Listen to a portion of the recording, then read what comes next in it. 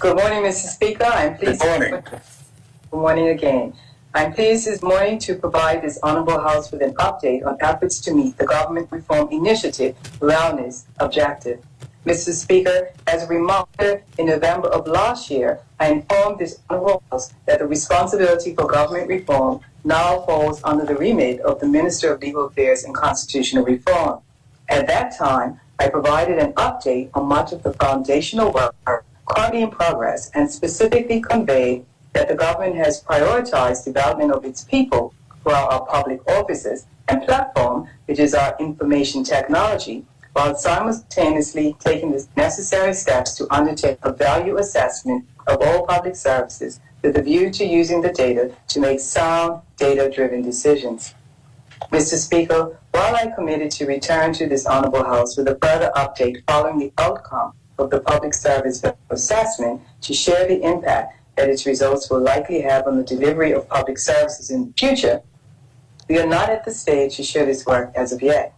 That said, given the current and ongoing coronavirus pandemic conditions, however, I thought it important today to highlight the employee wellness objective as set out in the Government Reform Initiative and to provide an update on steps taken by the government as a leading employer in Bermuda to ensure the health and well-being of its officers. Mr. Speaker, an objective of the people component of government reform was to have 50% of public officers participate in a government wellness program. The 50% participation rate was to be achieved by 2020. While we had made quite an excellent start with the implementation of the Global Challenge program that saw in excess of 650 public officers participate, COVID-19 proved somewhat of a disruptor to our progress. Mr. Speaker, the Wellness Committee established under the sponsorship of the head of the public service has refocused their activities and continues to work towards achieving our government reform wellness objectives. Mr. Speaker, the coronavirus pandemic has affected our entire community in many ways. As an employer, the health crisis ushered in significant workplace challenges and changes. While the government was working tirelessly to adapt to the public health crisis and the massive economic and social challenges defined by the pandemic, we were also required to focus on our employees and the health of public officers to enable continuity of services. Mr. Speaker, it was imperative that the corporate wellness program continued. Therefore, as an employer, the government was forced to adapt to approaching employee wellness differently. The government therefore introduced a Move Spring Steps Challenge for public officers in fall 2020. The program ran for 100 days and concluded in January 2021. Collectively, 485 public officers logged 210,781,333 steps. Overall, for both challenges, that is the Global Challenge and Move Spring Challenge, a combined total of 1,135 public officers committed to improving their health and performance through their active participation in the program. As a result, they have increased awareness of their nutrition, focus, sleep, balance, and physical activity. Mr. Speaker, the Move Spring Steps Challenge not only caused officers to continue to engage in physical activity to remain healthy, but it introduced government employees to health and well-being elements via a deliberate yet staggered, manageable process. Similar to the Global Challenge Launch Initiative, which required group activity, the Move Spring Challenge required public officers to self-manage their fitness approach by setting individual goals and join specific mini-challenges created by our Wellness Committee.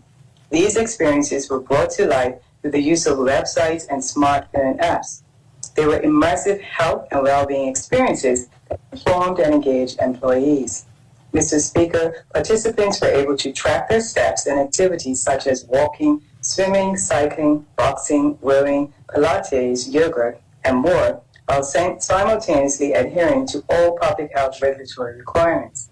Mr. Speaker, officers participating in the program were able to view their health progress on the health dashboard, which provided a holistic snapshot and equipped them with important information that they needed to achieve their goals.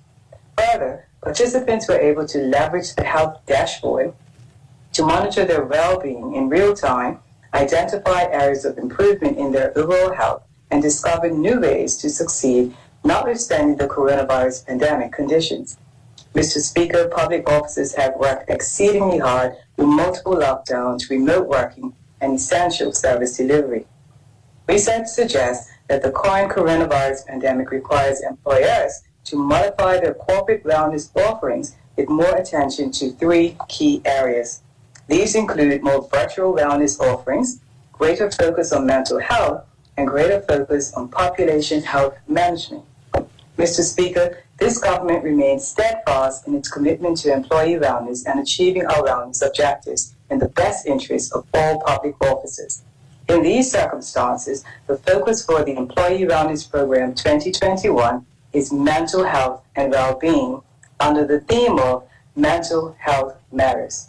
Mr. Speaker, this theme is based on research in which the World Health Organization, or WHO, estimated globally 264 million people suffer from depression, one of the leading causes of disability, with many of those people also suffering from symptoms of anxiety.